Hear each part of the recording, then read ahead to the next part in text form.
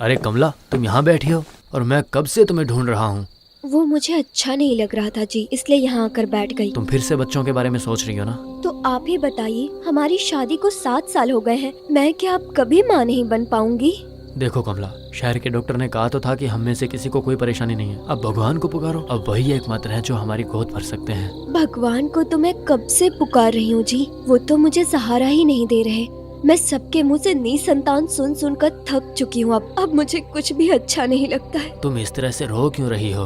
तुम्हें दुख में देखकर मुझे भी दुख होता है, पता ना तुम्हें। संतान ना होने के दुख को मैं आपको किस तरह से समझाऊं? मैं सब समझता हूँ, इसीलिए तो तुम्हें मामा के घर ले आया, ताकि तुम्हारा मन शांत हो जाए। और तुम हो कि यहाँ आकर भी रो रही हो, बताओ। नहीं, अब नहीं रोऊंगी, सच कह रही हूँ। मुझे खुश रखने की कितनी कोशिश करते हैं आप। चलो अब उठ जाओ, मामी जी कब से तुम्हारे लिए चिंता कर रही है। हाँ हाँ चलिए। ए जी, ये मैं उठ क्यों नहीं पा रही? अरे अचानक क्या हुआ? तुम्हें तुम्हारी तबीयत खराब लग रही है क्या? नहीं, ऐसा लग रहा है पानी के नीचे किसी ने मेरा पैर पकड़ रखा है। ये तुम क्या कह रही हो? इतनी रात को यहाँ पे तुम्हारा पैर कौन पकड़ेगा? हो सकता है कि किसी बेल में फंस गया हो, और क्या। अरे नहीं जी, मेरा विश्वास कीजिए, मुझे ऐसा लग रहा है कि जैसे छोटे छोटे 2 हाथों ने मेरे पैर को नीचे पकड़ के रखा हुआ है पानी में। ओह, तुम्हें खुद नहीं पता कि तुम क्या बकवास कर रही हो। हर वक्त बच्चे के बारे में सोचने से ऐसा हो रहा है। अब तो मुझे ही पानी में कूदना पड़ेगा। ये देखो, अब तुमने पैर उठा लिया। पता नहीं क्या बकवास कर रही थी। आप जैसे ही पानी में उतरे, उसने मेरा पैर छोड़ दिया। बस इसीलिए मैंने तुम्हें इतना सोचने से मना किया है। तुम आजकल जागते हुए सपना देख रही हो। मैं बिल्कुल झूठ नहीं बोल रही हूँ जी, आप यकीन अच्छा कीजिए। ठीक है ठीक है। अच्छा चलो, बहुत देर हो चुकी है।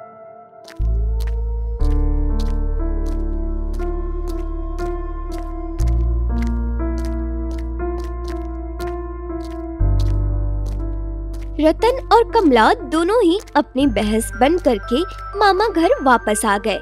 वहाँ खाना खाने के बाद दोनों सो गए। आधी रात हो चुकी थी।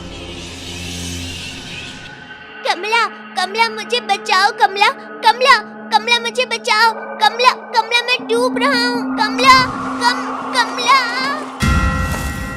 ये तो किसी बच्चे की आवाज लग रही है। ये इस तरह मेरा नाम लेकर बुला रहा है। सुनिए, सुनिए जी, उठिए ना एक बार। क्या हुआ? अचानक आधी रात को क्यों जगा रही है मुझे?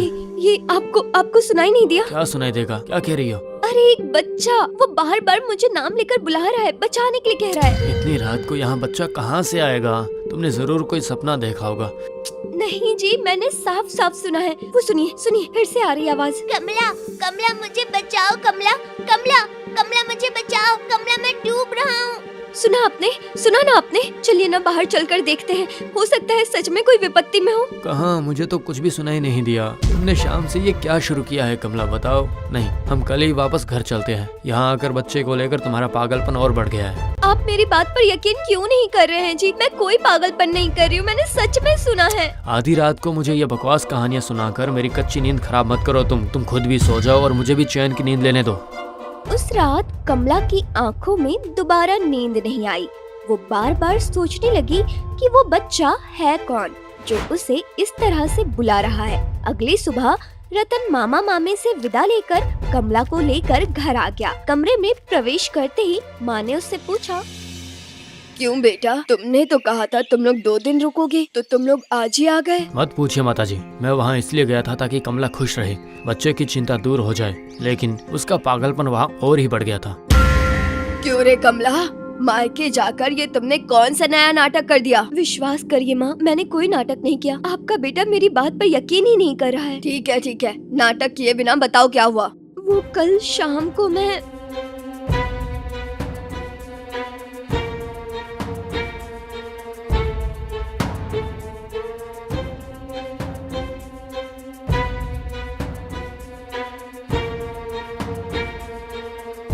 मैंने अपने कानों से स्पष्ट सुना था माँ, लेकिन आपके बेटे को यकीन ही नहीं हो रहा है। यकीन करने लायक बात हो तो यकीन करेगा ना। और तुम भला कैसी औरत हो बताओ तो? ये शाम के समय कोई तालाब किनारे बैठता है क्या? अगर मेरा ये पागलपन बच्चे के लिए होता तो मैं माँ सुनती ना, लेकिन वो तो मेरा नाम लेकर पुकार रहा था। नाम से बुला रहा था या कुछ और? नाटक कर रही है ये, नाटक। अच्छा ठीक है माँ, अब आप चुप हो जाइए। हाँ, अब तो तुम मुझे ही चुप कराओगे। मैंने अपने इकलौते बेटे की शादी करवाई ताकि मैं अपने पोते पोती के साथ खेल सकूं, लेकिन पता नहीं कैसी बांझ औरत मिली है मेरे बेटे को, भगवान जाने। चुप हो जाइए कमला, तुम कमरे में जाओ, मैं जरा खेत जाके आता हूँ।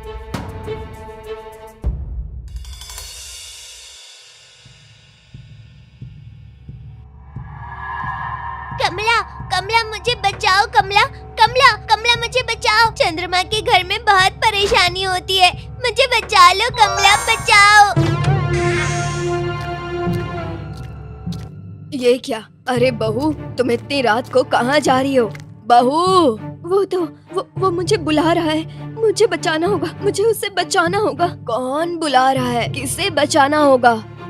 वो तो वही बच्चा, उससे चंद्रमा के घर में बहुत परेशानी हो रही है माँ, वो डूब रहा है, उसे बचाना होगा, मुझे बचाना होगा। क्या कहा? कहाँ परेशानी हो रही है? चंद्रमा के घर में। तुम सपना देख रही हो, चंद्रमा के घर जैसा कुछ नहीं होता है, कुछ भी नहीं। जाओ, अंदर जाकर सो जाओ चुपचाप। लेकिन माँ, वो जो मुझे, और एक शब्द भी नहीं, जाओ जाकर सो जाओ जल्दी। अब सब कुछ मेरे लिए जल की तरह स्पष्ट है। नहीं, इस बात को ऐसे जाने नहीं दे सकती मैं, नहीं तो बड़ी समस्या हो सकती है।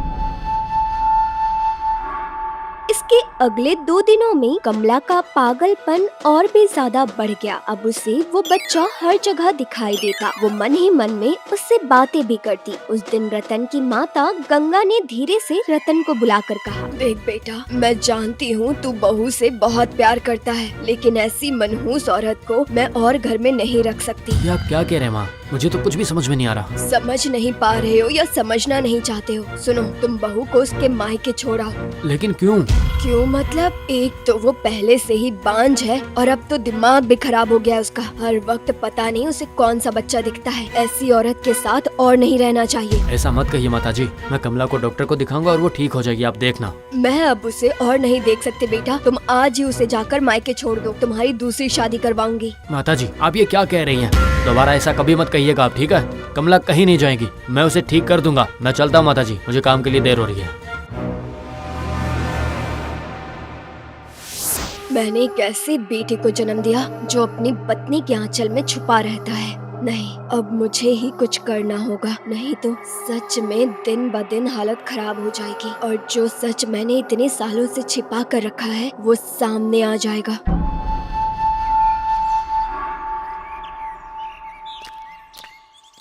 बहू, ओ बहू, देखो मैं तुम्हारे लिए क्या लाई हूँ। क्या लाई है माँ? आज मैंने तुम्हारे लिए तारा देवी की पूजा की। ये लो प्रसाद।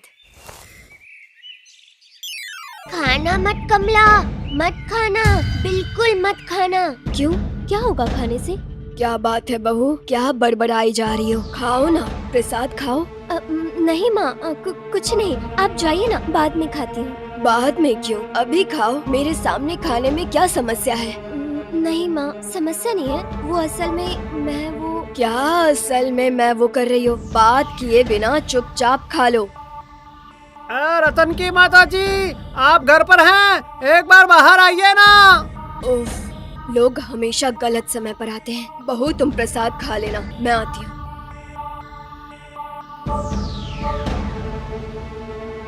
सुनो, तुमने मुझे प्रसाद खाने से मना क्यों किया? माँ कितने मन से मेरे लिए पूजा करके आई है। इसमें जहर है, अगर खाओगी तो मर जाओगी। फेंक दो, जल्दी फेंक दो। क्या जहर? माँ भला मुझे क्यों मारना चाहेंगी? नहीं, कमला को मारने से इस संकट का समाधान नहीं होगा। आज रात ही मुझे कुछ करना होगा और इस समस्या को जड़ से खत्म करना होगा।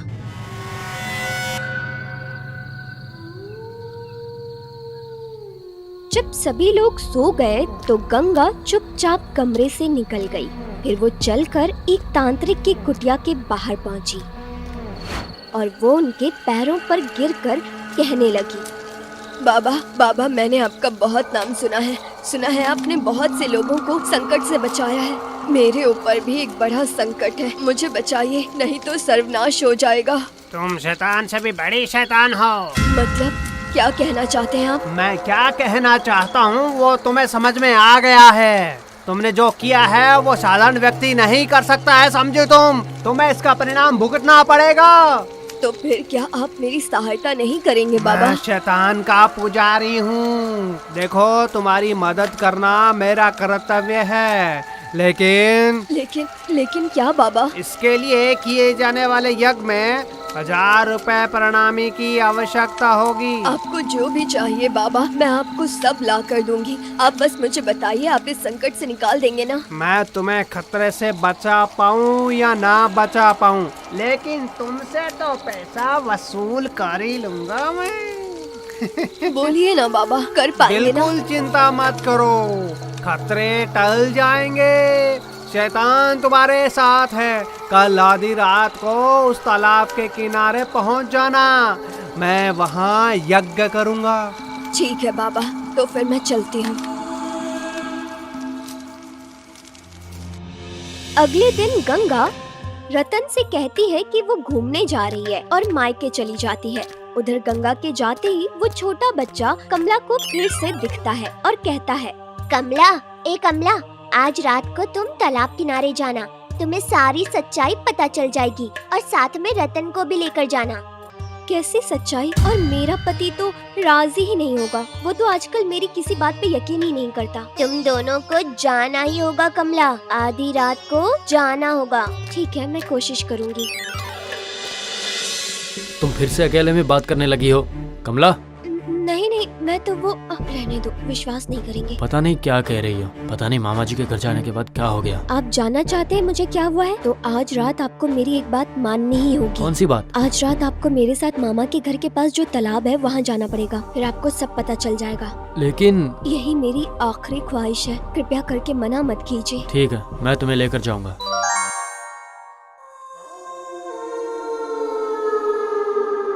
या माँ चामुंडा, या माँ चामुंडा, या हे शैतान, या हे शैतान, विनाश करे सारी अच्छी ताकतों को, मुश्किल कर दे हमारी आसान। आप उस तालाब में जाकर 3 बार डुबकी लगा लो और कमंडलों में जल ले आओ।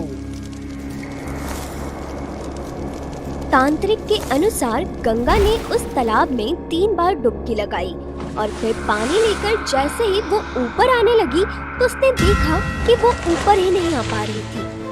बचाइए तांत्रिक बाबा, मुझे बचाइए। ये मेरे साथ क्या हो रहा है बाबा? अरे बाप रे, इस ताकत से लड़ने की ताकत मुझ में नहीं है। इससे अच्छा है कि मैं भाग जाता हूँ। ये आप कहाँ भाग रहे हैं? आपने तो कहा था कि आप मुझे इस संकट से बाहर निकाल सकते हैं। कहाँ जा रहे हैं? वो सब मैंने पैसे के लालच में कहा था। मैं ये सब कुछ नहीं जानता हूँ। मैं भाग जाता हूँ। बाप रे, मैं भागता हूँ। माँ, ओ माँ, तुमने मुझे चंद्रमा के घर पर क्यों भेज दिया? वहाँ मुझे बहुत परेशानी होती है, मैं सांस नहीं ले पाता। ऐसा क्यों किया मेरे साथ? श्लोक बेटा, मुझे माफ कर दे। मैंने अन्याय किया है, बहुत गलत किया मैंने तुम्हारे साथ। मुझे तुम माफ कर दो बेटा। माताजी, आप इतनी रात को यहाँ पे क्या कर रही हैं? और आपको रस्सी से किसने बांधा? और ये बच्चा कौन है? ये वही बच्चा है जो मुझे दिखाई देता है, लेकिन आपको यकीन नहीं हो रहा था ना? लेकिन माँ के साथ इसका क्या रिश्ता है? इन्हें सब सच बता दो, अभी बताओ। बताती हूँ बेटा, बताती हूँ, नहीं तो मैं इस पाप के बोझ से मुक्त नहीं हो पाऊंगी। रतन, ये बच्चा तुम्हारा बड़ा भाई है श्लोक। मेरे बड़े भैया? मतलब ये आप क्या कह रही हैं माताजी?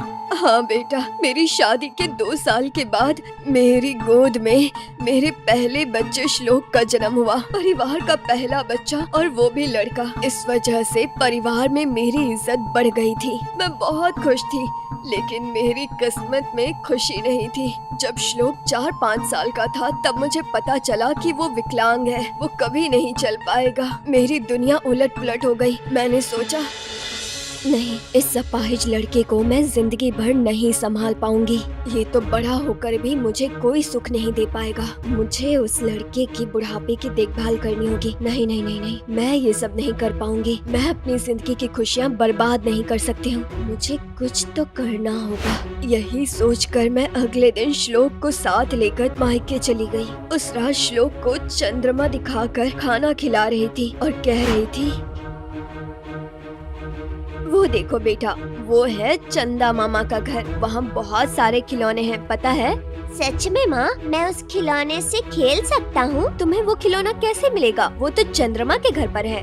मुझे भी चंद्रमा के घर ले चलो ना माँ, मैं चंद्रमा के घर जाऊंगा। तुम्हें चंद्रमा के घर जाना है? ठीक है, मामा मामी सब सो जाएंगे तब मैं तुम्हें वहाँ ले चलूंगी, ठीक है? उस दिन आधी रात को मैंने श्लोक को जगाया और तालाब के पास ले आई और उसे रस्सी से बांध दिया और उस रस्सी के दूसरे सिरे पर एक भारी पत्थर बांधकर मैंने उसे पानी में धकेल दिया। अगली सुबह मैंने सबको बुलाया और कहा, कोई है, मेरा बेटा श्लोक नहीं मिल रहा है, पता नहीं कहाँ चला गया वो, कौन ले गया उसे। मेरी आवाज सुनकर सभी लोगों ने श्लोक को ढूंढना चालू कर दिया, लेकिन वो कहीं नहीं मिला। मैंने उसे पत्थर के साथ पानी में फेंक दिया था, इसलिए उसकी लाश ऊपर नहीं आई। सभी को लगा कि वो चोरी हो गया है। उसके कई सालों के बाद तुम मेरी कोख में आए बेटा। मैंने अपना पूरा जीवन तुम्हारे लिए जिया, लेकिन आज मुझे समझ आ रहा है मैंने कितनी बड़ी गलती की। गलती नहीं, आपने अपराध किया है। अब माँ के नाम पर कलंक है। बच्चे भगवान का उपहार होते हैं, वो खुद तो इस धरती पर आते नहीं है, हम लेकर आते हैं। अगर वो विकलांग है तो उसकी कोई गलती नहीं, तो फिर आपने उसे क्यों मार दिया माँ जी? मैं सोच ही नहीं सकता माता जी, मुझे विश्वास ही नहीं हो रहा कि आप ऐसा भी कुछ कर सकती हैं। अब तो आपको माँ कहने पर भी मुझे घिन आ रही है। हाँ, जैसा कि कहते हैं बच्चा बुरा हो सकता है लेकिन माँ कभी बुरी नहीं होती, लेकिन आप छी छी छी छी छी। भैया हमें माफ कर देना। तुम मुझसे माफी मत मांगो भाई, माँ को उनके अपराध की सजा तो मिल गई है। मतलब? आज के बाद से माँ भी मेरी ही तरह विकलांग हो जाएंगी, तभी इन्हें समझ आएगा कि एक विकलांग होने का दर्द क्या होता है। लेकिन मैं तुमसे एक निवेदन करना चाहता हूँ भाई। बोलो भैया, मुझे क्या करना पड़ेगा? इस तालाब के नीचे से मेरे कंकाल को निकाल कर उसे जला देना, उसके बाद ही मुझे इस कष्ट से मुक्ति मिलेगी। हाँ भैया, मैं तुम्हें मुक्त कर दूंगा तुम्हें। और कमला, तुम चिंता मत करो, मैं तुम्हारी गोद में वापस आऊंगा, जरूर आऊंगा। इतना कहते ही श्लोक की आत्मा वहाँ से गायब हो जाती है। इसके बाद रतन तालाब से पहले अपनी माँ को बाहर निकालता है और फिर श्लोक के कंकाल को, उस कंकाल को जलाकर अच्छे से अंतिम संस्कार करता है। वहीं दूसरी ओर गंगा हमेशा के लिए विकलांग हो जाती है। इस घटना के 1 वर्ष बाद रतन और कमला के घर एक सुंदर पुत्र का जन्म होता है, जो बिल्कुल श्लोक की तरह दिखता है।